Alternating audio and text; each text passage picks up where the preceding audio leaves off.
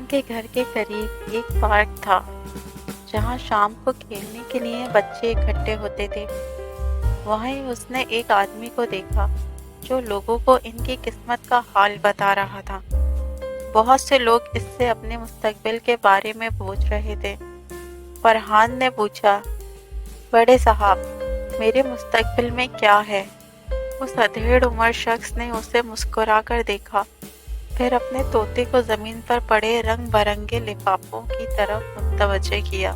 طوطے نے ان لفافوں میں سے ایک لفافہ اپنے چونچ سے اٹھا کر اپنے مالک کو پکڑا دیا۔ اس شخص نے لفافہ کھولا اور فرحان سے کہا، لڑکے، تمہارے آنے والے دن اچھے معلوم نہیں ہوتے۔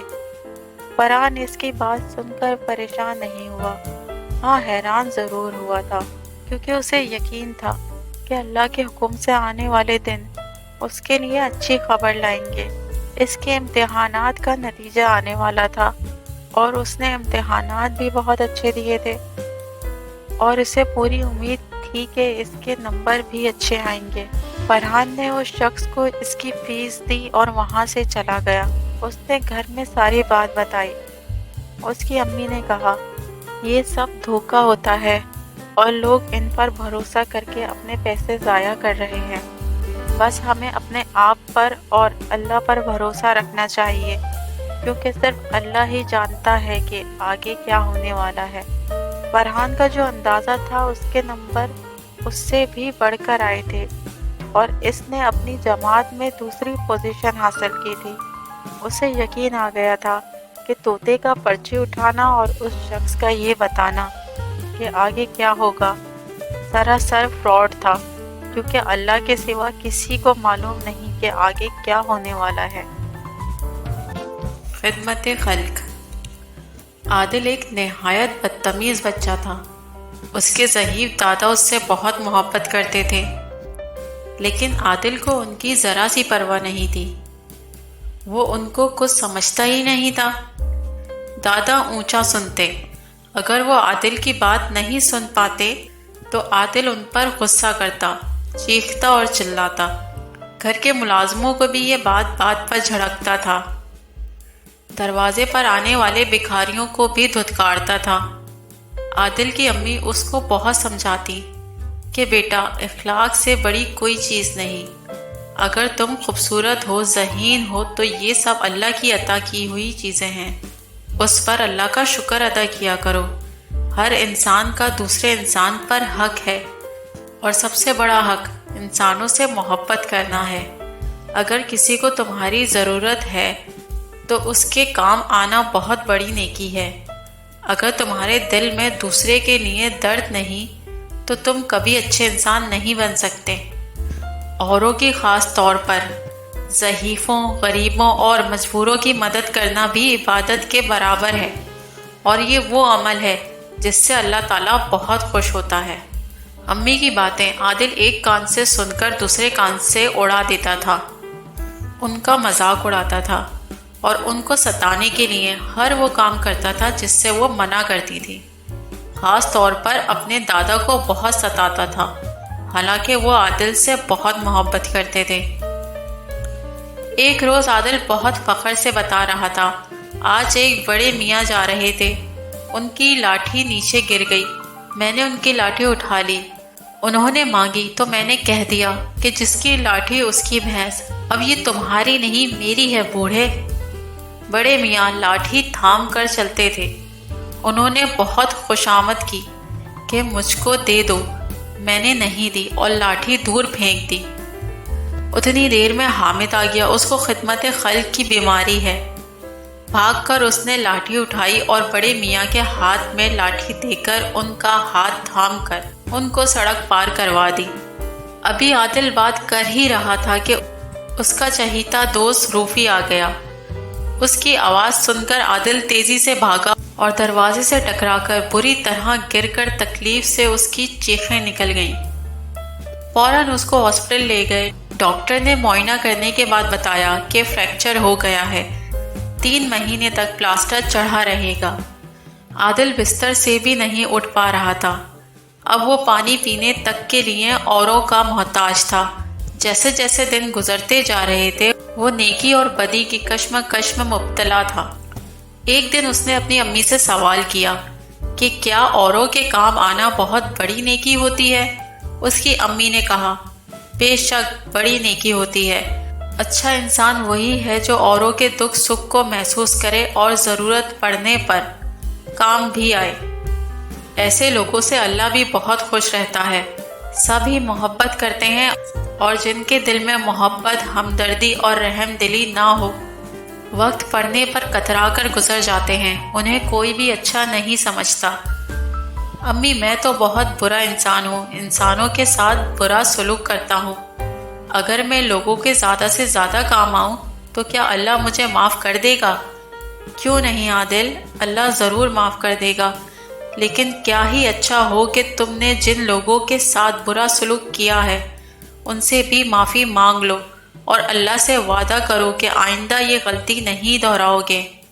انشاءاللہ امی، میں نے سب سے زیادہ دادا کو ستایا ہے، ضعیفی کی وجہ سے جو وہ اپنے کام نہیں کر سکتے ہیں، آج سے میں انہیں وہ کر کے دوں گا۔ اور اس طرح سے اب عادل ایک اچھا اور نیک بچہ بن گیا ہے جو سب کے کام آتا ہے اور سب کی مدد کرتا ہے۔ پیارے بچوں، امید ہے آج ایمانداری کا صلہ۔ کسی زمانے میں ایک بادشاہ تھا، اسے طرح طرح کے پرندے اور جانور پالنے کا شوق تھا۔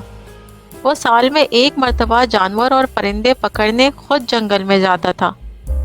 اس کے پاس کئی طرح کے جانور اور پرندے تھے۔ ایک مرتبہ بادشاہ جنگل گیا، اس نے کئی اقسام کے طوطے اور دوسرے پرندے پکڑے۔ بادشاہ کی نگاہ ایک ہرن پر پڑی، اس نے پھندا ڈالنے کی رسی ہاتھ میں لی اور گھوڑا دوڑا دیا۔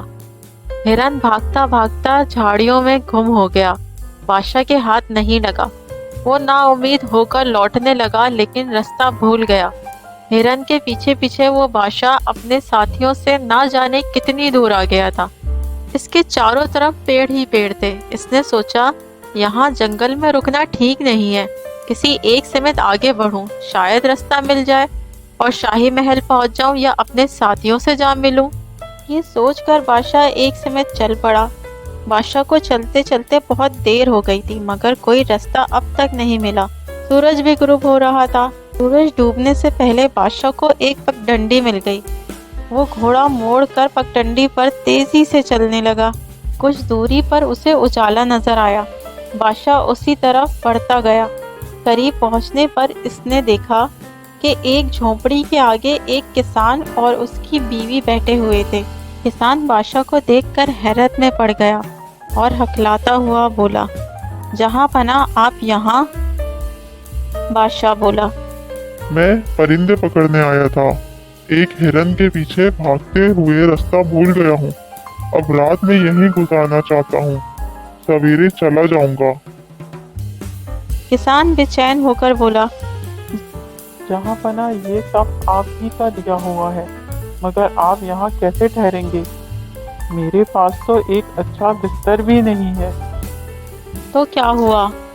بادشاہ نے کہا، اگر میں کسان ہوتا تو کیا شاہی محل ہی کے ملائم بستر پر سوتا؟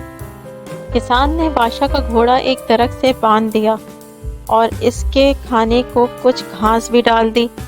بادشاہ نے کسان سے پوچھا، تمہارا نام کیا ہے؟ میرا نام امانت ہے جہاں پناہ۔ اچھا، کچھ کھانے کا سامان ہو تو لے آؤ، بھوک لگ رہی ہے۔ جناب میرے پاس آپ کے کھانے کے لیے کچھ بھی نہیں ہے، چند سوکھی روٹیاں ہیں، وہ آپ کھا نہیں سکتے۔ میں کھا لوں گا، تم لے آؤ۔ کسان حیرت زدہ ہو کر صبح کی بنی ہوئی روٹیاں لے آیا۔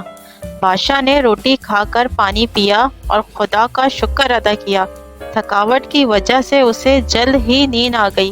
صبح جانے کی تیاری کرتے ہوئے بادشاہ نے بولا، امانت، تم کبھی محل کی طرف آؤ تو مجھ سے ضرور ملنا، اب رستہ بتا دو، میں چلوں۔ امانت جب بادشاہ کو راہ دکھا کر لوٹا تو اس نے بیوی کے ہاتھ میں سونے کی زنجیر دیکھی۔ بیوی بولی، جس جگہ بادشاہ سلامت سوئے تھے وہاں یہ پڑی تھی۔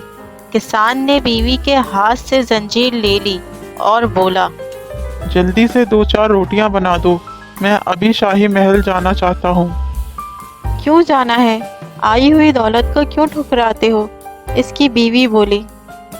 हमने कोई चोरी थोड़ी ही की है। अमानत ने जंजीर को उलट पलट कर देखा। इसमें एक चमकदार हीरा भी लगा हुआ था। बीवी की बात सुनकर वो गुस्से से बोला, अपनी जबान को लगाम दो, ये जंजीर ना तेरी मेहनत की कमाई की है ना मेरी मेहनत की कमाई की है। मैं इसे जरूर वापस करने जाऊंगा। अब मजीद कुछ बोलने की जरूरत नहीं है, चुपचाप रोटियां बना दो। उसी दिन शाम तक अमानत शाही महल पहुंच गया। पहरेदार ने उसे दरवाजे पर ही रोक दिया। वो उसे अंदर जाने नहीं दे रहा था। उसने पहरेदार की बहुत खुशामद करी। आखिर में इसने कहा, अच्छा, मुझे अंदर मत जाने दो। बादशाह सलामत से इतना कह दो कि कल शाम वाला अमानत आया है। पहरेदार मान गया और इसने खबर अंदर भिजवा दी। फौरन ही अमानत को अंदर बुलवाया गया। अमानत ने फर्शी सलाम करने के बाद जंजीर बादशाह के सामने रख दी। बादशाह खुश होकर अमानत से बोला, मैं तुम्हारी ईमानदारी से बहुत खुश हूँ। ये जंजीर मैंने जानबूझकर छोड़ी थी। जी जनाब, जानबूझकर? हाँ, मैं तुम्हारी ईमानदारी का इम्तिहान लेना चाहता था। तुम कामयाब हो गए हो, इसलिए इनाम के मुस्तहिक हो। देखो, ऐसा है कि शाही महल में एक खजांची की जरूरत है। मैं तुम्हें इस ओहदे पर रखना चाहता हूँ। क्या तुम्हें मंजूर है? जनाब का गुलाम हूँ, जो हुक्म दें। वैसे जहाँ पनाह इस ओहदे के लायक मैं नहीं हूँ, फिर भी आप जो कहेंगे मैं तामील करूँगा। और फिर दूसरे दिन से खजांची का ओहदा अमानत ने संभाल लिया। किसी ने सच कहा है कि ईमानदारी का फल मीठा होता है। प्यारे बच्चों, उम्मीद है आज की कहानी आप सबको बेहद पसंद आई होगी। हमारे साथ जुड़े रहने का शुक्रिया। मिलते हैं अब एक नई कहानी के साथ।